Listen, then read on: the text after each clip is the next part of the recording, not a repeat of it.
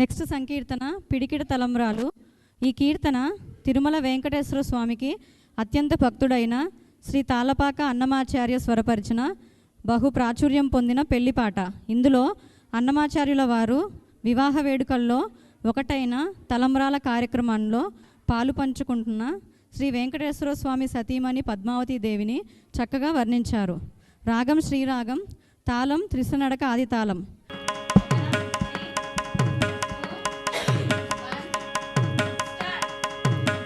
పిడికిటి తలంబ్రాల పెండ్లి కూతురు కొంత పెడమరలి నవ్వేనే పెండ్లి కూతురు.